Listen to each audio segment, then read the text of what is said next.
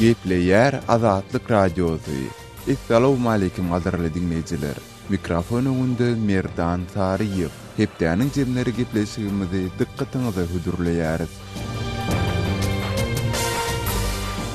Bu hepdäniň esasy temalary Azatlyk Radiosynyň web saýtynda iň köp okulan makalalaryň, tomoşa edilen videolaryň aglabasy 10 fevraly belleniliň prezidentlik saýlawlary bilen bagly boldy. Azatlyk Radiosynyň merkezi Aziýa boýunça bilermeni Bruce Panier'in Çynberdi Muhammedow seslensin atly makalasy bolsa azathabar.com saýtynda iň köp okulan we seslendirme döreden makala boldy. Bruce Panier makalasynda saýlawlar golaylydygyça prezident Berdi Muhammedowyň adatdakysyndan has ýumşak, mylaýym bolup görünmek isleýändigine üns çekip, bu baradaky käbir öz pikirlerini hem orta atypdy. Makalada öňe sürülen garaýşlar dürli çekişmeleri hem döretdiler. Hormatly dinleýijiler, sizi hem Azatlyk Radiosynyň azathabar.com saýtyna girip, ol ýa-da bu makala dogrusynda öz pikirleriňizi galdyrmaga çagyrýarys. Gepleýär Azatlyk Radiosu. Hepdäniň jemini dinleýärsiňiz. Adam hukuklaryny goraýan Human Rights Watch guramasy BMG'niň Adam hukuklary boýunça komitetiniň Türkmenistan boýunça dinlençiginiň öňü sirasynda ýaýradan beýanatynda Türkmenistanyň dünýäniň iň bir repressiw we ýapyk döwletleriniň biridigine üns çekip, Azatlyk Radiosynyň ýurtdaky habarçylarynyň duçar bolan kynçylyklaryny hem agzap geçýär. Berdi Muhammedowyň häkimetinde adam hukuklary hasda erwetleşdi. Atly makalany kärdeşim Hudaýberdi Hallydan dinläliň. Adam hukuklaryny goraýjy topar Türkmenistanyň grajdan we syýasy hukuklar boýunça halkara ulalaşyklarynyň gözüňde tutulýan şertlerini ne derejede berja edýändigini seljerip, soňky ýyllarda türkmen emeldarlarynyň öňe gidişliginiň nusgaty hökmüne häsiýetlendirýän täze kanunlaryň kabul edilendigini, emma olaryň iş ýüzüne hiç hili berjay edilmeýändigini ýa-da halkara standartlaryna laýyk gelmeýändigini aýdýar. Human Rights Watch guramasynyň Ýewropa we Merkezi Aziýa bölüminiň direktori Hugh Williamson 2007-nji ýylda häkimeti Berdi Muhammedowyň gelmegi bilen ýurtda adam hukuklary meselesinde öňe gidişligiň göze iýilmeýändigini aýdýar. Conditions fundamentally have not improved since over the period you're talking about. Soňky 10 ýylyň dowamynda Türkmenistanyň häzirki prezidentiň häkimeti döwründe ýurtda adam hukuklary meselesinde hiç hili özgörüş göze iýilmeýär. So we have not seen a trajectory of any significant improvement under the current president. Ol prezident Berdi Muhammedow döwründe möhüm azatlyklara degişli käbir uğurlarda ýagdaýlaryň hasda yaramazlaşýandygyny nygtak geçdi. I would say in certain areas absolutely. I mean the heavy restrictions on freedom of Soňky 10 ýylyň içinde mysal üçin erkin siýasat, maglumatlardan peýdalanmak, garaşsyz guramalar döretmek ýaly uğurlar boýunça hasda köp çäklendirmeler girdildi. Worsened in the last few years. Human Rights Watch guramasynyň sişenbe güni ýaýradan beýanatyna bellenilýär ýaly Türkmenistanyň syýasy tanqid bilen çykyş edýänler ýydarlanýarlar we türme tutsaglygyna hökm edilýärler. Hasabatda Türkmen häkimetleriniň ozalky prezident Saparmurat Niýazowyň janyna kast etmek synanyşy diýilýän wakalar bilen baglanyşykly tutsag edilenleriň akwal barada maglumat bermezligi hem alada döredýänligi nygtalyk geçilýär. Birleşen Milletler Guramasynyň adam hukuklary boýunça komitetine ýollanan hasabatda Türkmenistanyň media azatlygy diýilýän zadyň düýbünden ýokdugy, ýurtda garaşsyz, şol sanly Azatlyk Radiosynyň hem habarçylarynyň dowamly basyşlary we ýydarlanmalary sezewar edilýändigi bellenýär. Human Rights Watch Guramasynyň Ýewropa we Merkezi Aziýa bölüminiň direktori Hugh Williamson ýokarda agdalyk geçilen ýagdaýlardan juda alada galýanlygyny we bulary halkara jemgyýetçiligine ýetirmegiň möhümdigini aýdýar. We are deeply concerned about the situation in Turkmenistan and that's why we're very Biz Türkmenistanyň adam hukuklarynyň ýagdaýyna diýsen alada bildirýäris. Biz bulary halkara jemgyýetçiliginiň dikkatine ýetirmek üçin tagalla ederiz.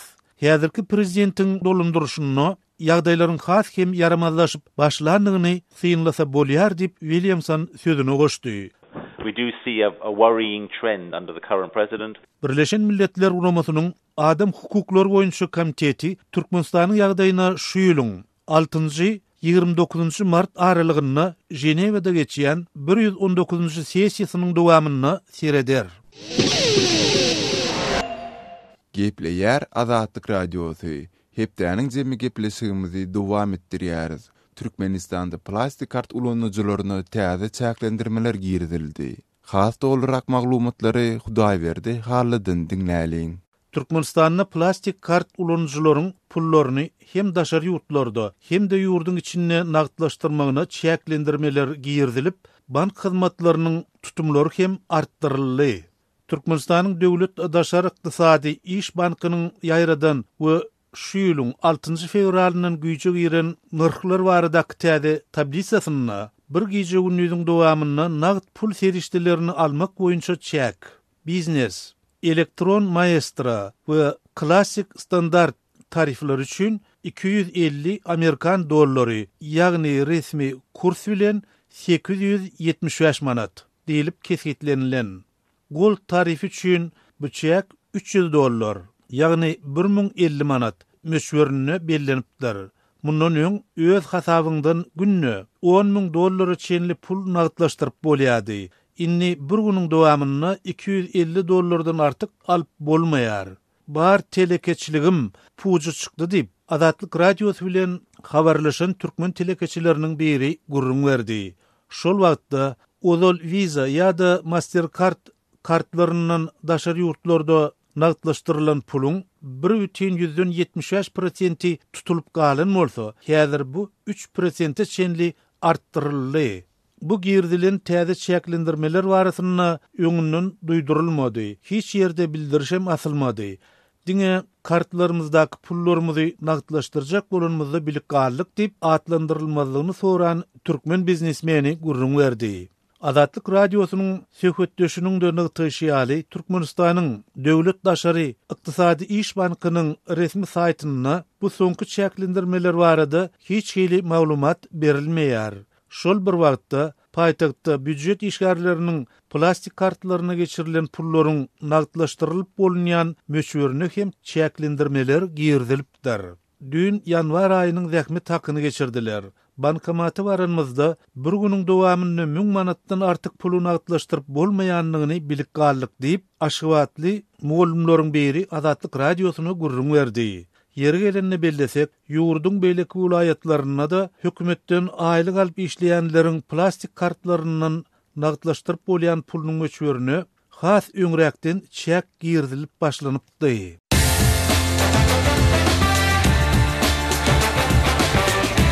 Gepleýär Azatlyk Radiosu. Azatlyk Radiosunyň rus dilindäki web sahypasy işläp başlady. Biziň maglumatlarymyzy indi rus dilinde rus.azatxabar.com salgy bilen internetde tapyp bilersiňiz. Дорогие радиослушатели, информация «Радио Азатлык» теперь доступна и на русском языке. Наш сайт на русском rus.azatxabar.com.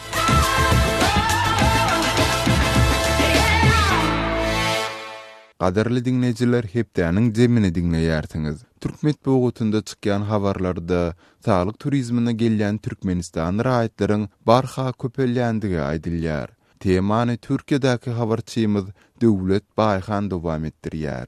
Türkmet bu adyna çykan habarlarda saglyk turizmine gelýän Türkmenistan raýatlaryň barha köpelýändigi aýan edilýär. Türkiýanyň Sakarya welaýatynyň döwlet hasahanalary idarasynyň goloýda çap eden hasabatyna görä 2016-njy ýylda 190 sany Türkmenistanyň bolmak bilen bir hatarda jemi 12208 sany daşary ýurtly Sakaryada öz saglygyny ejerdipdir. Azatlyk Radiosu bilen gurrundaş bolan we adynyň efirde agzalmazlygyny soran döwlet hasahanasynyň bir işgäri şeýle maglumat berýär. Sakarya Istanbul'a ýakyn berýär we bahalaram uly şäherlere görä amatly. Gumaşok ýakaly deňizi, kölleri, akar suwlary, tokoýlugy bilen saglyk turizmi taýdan diýsen amatlyar. Şoň üçin hem daşary ýurtlar saglyk turizmi üçin Sakaryany taýlap alýarlar. Bize gelýän Türkmenistan raýatlaryň aglawa köpçüligi Türkiýedäki türkmen zähmet migrantlaryň maşgala agzalary ýa-da dogan garyndaşlarydyr tanyş bilişleri. Gurrundaş bolýan türkmen hasalarymyzyň aýtmagyna görä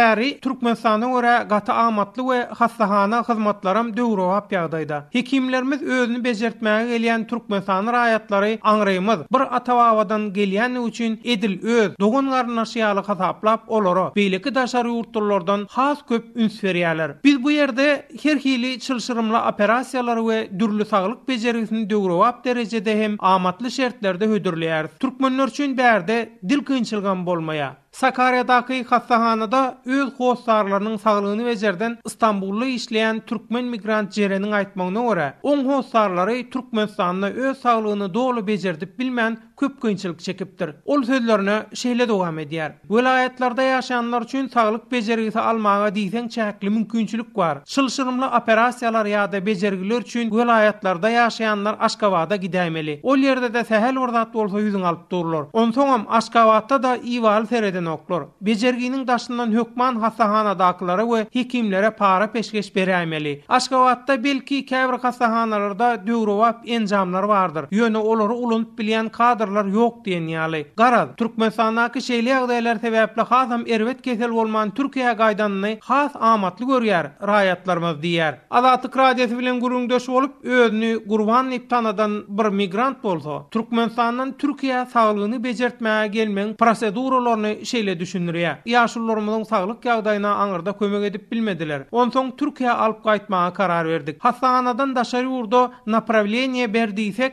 onu bermediler. Şol bolmasa resmi görünüşde daşary ýurtda özüňi bejermäge iýeren oklar. Gaty köp garaşdyrýarlar. Olaryň karar bermegine garaşýança ýaşullaryň ýagdaýy hasam yaramazlaşjak diýip biz resmi bolmaýan görünüşde, ýagny saglyk turizmine dälle gezmäge barýas diýip olar bärik getirip bejergi alyrdyk. Tügeleme Türkmenistanda bejerip bolanok diýen ýagdaýlaryndan bärde Türkde bejerdiler. Ýaşullarymyň ýagdaýy inna hasam gowlaşýar. Türkiýede edil Türkmenistanaky ýaly bir topar prosedura para peşkeş ýagdaýy artykmaç gep gürüňler we öz iş hakyndan daşaryn aklyk aljak bolup eline garap duranam ýok.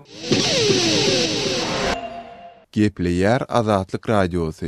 Owganystanyň Demirgazyk Türkmenistan bilen serhetleşen sebitlerinde howpsuzlyk ýagdaýlarynyň barha yaramazlaşandygy barada maglumatlar gelip gowuşýar. Bu dogrusunda Kabyldaky habarçymyz Samirdan Gulmuradiň sebitdäki adamlar bilen geçiren söhbetdeşliklerini dinläliň. Howpsuzlyk meselesi barada Arçyn Haji Şajahan, İlyaşulty Haji Muhammed Emin, Abdülcebbar Ahun hemem Esedullah Han Behrami bilen söhbetdeş bolýar. Akçy etrafında meňejik we böleki etraplarda howpsuzlyk şertleri yaramazlaşdy. Şunun sebebi näme siziň pikiriňize göre? Haky hukuk Türkmenler bar. Türkmenler baradadan bir haky hukuky berilse, şonuň haky bar. Türkmen her millet Owganystanda ýaşaýar. Haky berilse ýaxşy.